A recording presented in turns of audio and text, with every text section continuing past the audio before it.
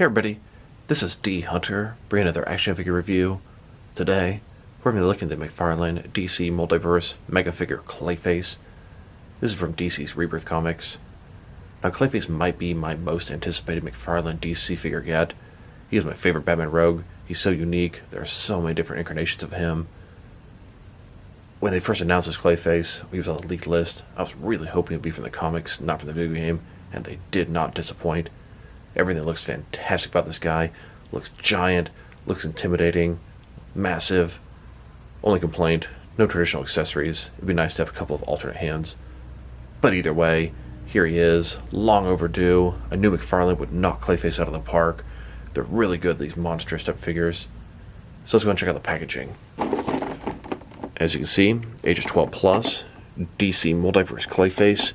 Here he is in the package. Like I said, no traditional accessories, but he comes with a display stand and a collector's card. One side, Clayface from DC's Rebirth. Other side simply says Clayface. At the bottom, a bunch of credits, and there is a barcode, in case that helps anybody. On the back side, you can say Clayface, angry. So no further ado, let's open it up. And I did end up getting two of these figures, one of which to open and enjoy, and one to keep in my unopened, complete 6 and 7 inch Batman-related action figure collection. I got my figure from GameStop. It's in stock on their website right now. Free shipping on just one of them. Go get it. And the last thing I want to say, it's a shame this guy doesn't get an unpainted Platinum Chase variant. This is one figure I think would be absolutely fantastic like that. I could use that as a frozen Clayface or a dried up Clayface. It's a shame. They give you those all the time. But it's a big missed opportunity here. And unfortunately, I do not have the Titan Joker yet, but I'm sure I'll find one soon. Alright, now that we got this figure out of the package, here he is with all his accessories laid out, some with the display stand and the collector's card. So first thoughts, this guy looks fantastic. He has a signature Rebirth look, giant, lumpy, ugly, sort of two sets of teeth. Everything I'd ever want from a Clayface figure is right here. Now, just handling him for a few minutes, articulation really sucks in his elbows and wrists, but it's very good in his shoulders and his hips and his ball joints and his torso. So overall, 2 thumbs up with everything so far. So let's take a look. Giant figure, feels a little more hollow than I expected. I thought it'd be super heavy and dense. Now, head looks fantastic. I didn't know the jaw was articulated. I was literally going to say that's one complaint about him, but it is. It goes all the way in, all the way out. Looks great. Different shades of brown, dark, light, medium, all over him. He's very spiky. Spikes all over him. Not really too sharp, not hard to handle. Shoulders go out very far, like I said. Very nicely done. Legs as well. I mean, this guy can freaking drop kick somebody. Double ball joints in his torso. Elbows barely move. Single jointed elbow. Single jointed knee. Giant feet. It's going to make this guy easy to stand. He's very top heavy already. Kind of got to lean him back to have him stand upright. But just looks phenomenal. Look at the detail all over this guy. Great sculpting job, McFarlane. Very well done. Got these faces all in his clay. Little arms here. I mean, just the detail is exquisite. This is how he was designed in the Rebirth comics. And then, just a closer look at his face or head sculpt. Just like the rest of his body, it looks great. I mean, he looks dumb. He looks menacing. Just everything at the same time. Everything I want from a Clayface figure, McFarlane has appeared to have delivered. Now let's check out his accessories, and let's start with the boring stuff. Here's his display stand. Typical McFarlane stand. Black perfect circle. Says the DC at the bottom. It's got one peg for the peg holes on his feet. Very thin, very basic, and honestly, very odd. He sure doesn't need this. Both of his feet are giant, almost as big as the stand. Now let's look at his collector's card. As you can see, it's an image of the figure Clayface. Eyes glowing, looks very angry, reaching toward you. Clayface from DC's Rebirth. On the back side, there is a description. If you want to read that, go ahead and pause now. And I guess that answers this question. This version is Basil Karlo. Now they've taken a pretty good look at the figure. Now let's check out his height. This is a McFarlane Mega figure. He's a pretty big boy, but not the tallest one they've made. Although his overall proportions, he might be the biggest one, taking his body mass into consideration. From bottom to the top of his head, he's standing at about 8.6 inches tall, which can translate to about 22 centimeters. Now let's check out his articulation.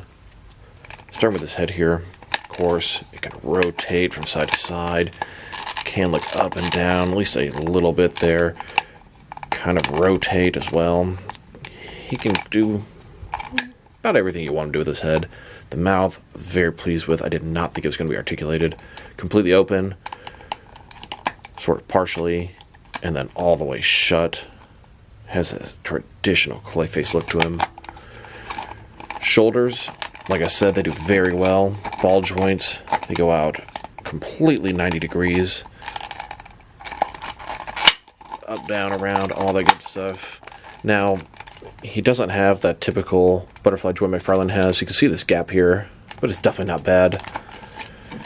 The elbows, honestly, they kind of suck. They only go in about this much. Barely in at all. They can rotate, which is nice. Then his wrist, of course, it can rotate. And it's going to be hinged as well. Goes in pretty far. Ball joint in his torso. Now it's hard plastic up here, very rubbery here, then hard plastic again here. Rotate around, forward and back. Rotate around again down here, forward and back. So you can get him to do quite a bit of stuff. The legs completely does the splits. Very impressed. Not a ball joint, similar type concept. I mean, you can have this guy kicking up in the air. Rotation, it's pretty decent. Single jointed knee goes back only a little bit. I mean, you can get this guy to sort of look down, one arm up, menacing, sort of rotating his torso, reaching down toward you. He can achieve a pretty good amount of poses. I mean, here's Clayface looking down at the crowd below. I'm pretty pleased with what this guy's able to do. Here's Clayface walking down the halls of Arkham Asylum. And here, getting ready to rip through some guards as he plans his escape. Just a closer look at this angry version of Clayface. Now, Clayface is traditionally a villain, but he was a hero when Rebirth comics came out. This is essentially that version. He joined Team Detective, which was Batman, Red Robin, Spoiler, Batwoman, Orphan, and Clayface. For a while, he worked with them. Eventually, he got killed off. He was trying to redeem himself. Of course, he kept sort of falling back to the dark side. The clay had messed up his mind, and when he was in Clayface form, it was very hard for him to keep control. Now let's check him out. Next is some other action figures. Starting off with some other McFarlane DC Multiverse figures. And if you make it past that, you will see the biggest Clayface collection out there. As we compare him to the other Clayface figures in my collection, here's Clayface next to both the 3 Jokers Batman and the Rebirth Batman. A couple of modern comic Batman figures. Now, the cool thing about this Clayface, he's so giant and he's supposed to be huge, he'll scale up with any of your 6 or 7 inch figures. Here's this Rebirth Clayface next to the Rebirth Joker.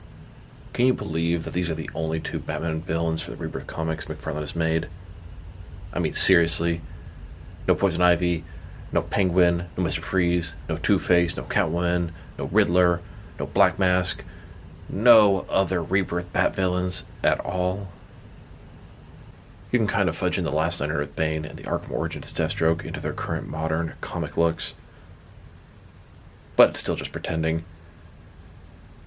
Yeah, the Dark Knight's Metal stuff's cool, the video game and movie stuff's cool as well, but I really want to get the modern, normal comic looks. Let's cover the basics first. And here are all the different Batman rogues McFarlane has made, from different various forms of media, mainly comics, movies, video games, etc. The problem is, they don't all really mesh in well together. We have Harley Quinn, Polka Dot Man, Bane, Clayface, Joker, Deathstroke, Scarecrow, Penguin, the Riddler, and Catwoman, but only 2 from the Rebirth comics. Now let's check them out. Next is some other McFarlane DC Megafigures. Here are the first few they made. These are from Zack Snyder's Justice League, Darkseid and Steppenwolf. Then they released the gold label Walmart exclusive mega figure of King Shark from the Suicide Squad. Some people got the clean version, some people got the bloody version. And here's the most recent mega figure McFarlane released. It's Swamp Thing. They made 3 different variations. Now Swamp Thing is the tallest McFarlane DC Multiverse figure they've made so far, but it's not like you're getting less with Clayface. He's just really big and bulky. Here are all of the McFarlane DC Multiverse mega figures they've made so far. I'm looking forward to getting the Titan Joker. We also know there's going to be 1 or 2 different variations of a mega figure Atom Smasher from the movie Black Adam. Although with that movie's delay, I'm not sure if that's going to change the action figure schedule. And then further down the road, we have an Arkham City Killer Croc, and I believe a DC Rebirth Man-Bat figure. Really looking forward to those 2. Here's Clayface, next to all the different collect build figures McFarlane has made. They're also some pretty large oversized figures, but not as big as the mega figures. And here's Clayface, next to a couple of the larger, standard $20 figures from McFarlane line, Devastator and Gorilla Grodd. Now let's check him out, next to some other recently released McFarlane DC Multiverse figures. Here he is, next to a couple of Lex Luthor figures. Then, next to Superboy Prime, and a couple of General Zod figures. And here, next to a couple of Lobo figures. Then, next to the Birds of Prey Harley Quinn, and the Mortal Kombat 11 Joker. And here, next to the Speed Force Flash from Zack Snyder's Justice League, and the Reverse Flash from DC's Rebirth comics. And now, next to the Batman Beyond Unmasked Batwoman, and the Atomic Edition of Blight. And here, next to the Future State Batman and Dark Detective. Then, next to the Rebirth Batman and Infinite Frontier Robin. And now, next to the Batman The Dark Knight Returns, Superman vs. Armored Batman 2-pack. Here's Clayface, next to the Batman 3 Joker's Wave. Then, next to the Gotham Knights figures. Here's Clayface, next to McFarlane's The Batman Collection. Then, next to McFarlane's Batman The Dark Knight Returns, Collect-to-Build a Horse Collection. And finally, here's Clayface, next to the Justice League Endless Winter, Collect-to-Build a Frost King Wave. Now let's check him out, next to some other Clayface figures.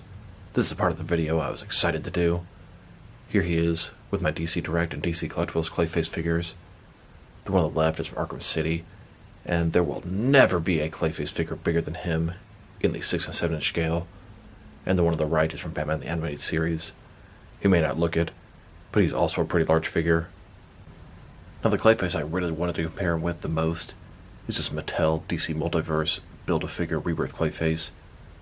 These Clayfaces are both from the Rebirth comics, really based on the same version of Clayface. They're both giant, they're both absolutely amazing figures, and they're really scaled up very similarly. Here are all the different Mattel Clayface figures that I have. Some of these are for the 12 inch scale, some are for the 6 inch scale, some are for the 4 inch scale, some are for the 5 inch scale. Now the cool thing about Clayface, he can be pretty much any shape or size, so they all work good in my action figure world.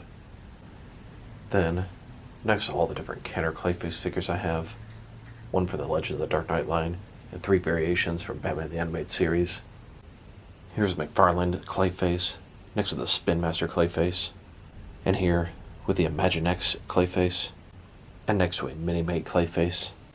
Now let's check them out, next to some various custom Clayface figures. Since this Clayface is Basil Karlo in the modern day and age, here he is next to my custom Basil Karlo.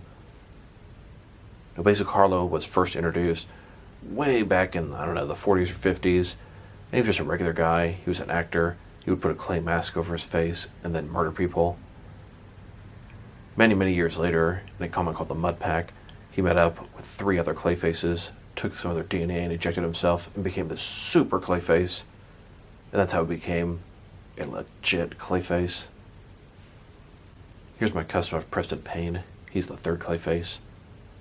Preston Payne took some of the same stuff that Matt Hagen took to turn to Clayface, but it had a slightly different effect on him. He became Clayface, but everything he touched melted and burned. He melted and burned his wife and went crazy. He wears his protective suit as to not melt everything, and he often carries a mannequin around thinking it's his wife. I usually use this figure as his mannequin wife. Here's my custom Sandra Fuller. She's the 4th Clayface, Lady Clay. It's simply a Witchblade figure, all painted brown. Here's an old crappy Clayface custom I bought on eBay. many years ago. And another kind of crappy custom Clayface I bought on eBay a long time ago. Here's a custom Clayface I made out of a David Banner figure from the Incredible Hulk film. And here's one I made out of a Marvel Legends Sandman. And yet another custom one. This one was made from a Marvel Legends The Thing. And then yet another custom Clayface made from a Marvel Legends Sandman.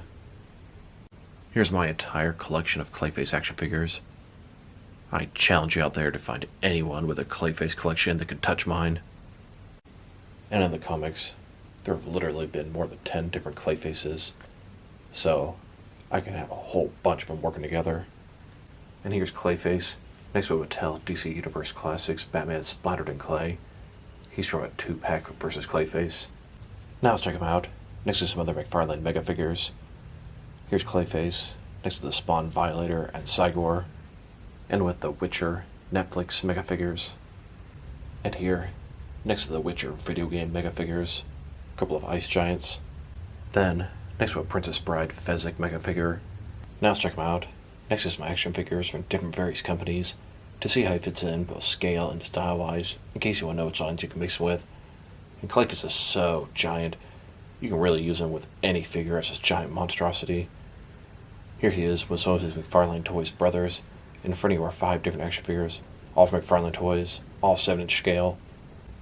Then, with some more McFarlane Toys, these are from different various video game properties. And now, next to some Jack-specific wrestling figures. And here he is, with some DST or Diamond Select toys. Then, next to some DC Direct and DC Collectibles figures. And here, with some NECA figures. Then, with some Mattel wrestling figures. And now, next to some Jazzwares AEW wrestlers. And here he is, next to some Mezco 112 collective figures. Then, next to some Mattel DC Universe Classics and Multiverse figures. And here, with some Megafig figures. Then, next to some Hasbro Marvel Legends. And here he is, next to some SH Figure Arts action figures. And finally, next to some Jazzwares Fortnite figures. Overall, this is a fantastic action figure. My only gripes would be the elbow and wrist articulation. It's very stiff and you don't get much out of it. And then he doesn't come with any accessories. Some interchangeable hands, like a spiked ball of clay or a big blade of clay would have been nice. Beyond that, I am thoroughly satisfied with this figure. I've hyped this thing up in my head for a very long time and they did not disappoint. This guy looks absolutely fantastic. Articulation is mostly really good. Just a couple of soft points there. Accessories are non-existent. Sculpt paint job, amazing. If I were to rate this figure, I'm going to give him a 9 out of 10. I am just really enjoying this guy. He probably deserves more like an 8.5, but my enjoyment of him is very significant. 2 thumbs up, McFarlane. Hope you make more figures like this. So this is D Hunter. Thank you guys for watching this video. If you liked the video, press like below. If you have anything you want to say about the video, add to the comment section. If you want to see additional action figure reviews from me, press subscribe. I do appreciate when you do that. Once again, this is D Hunter. Thank you guys for watching this video, and I'll talk to you guys real soon.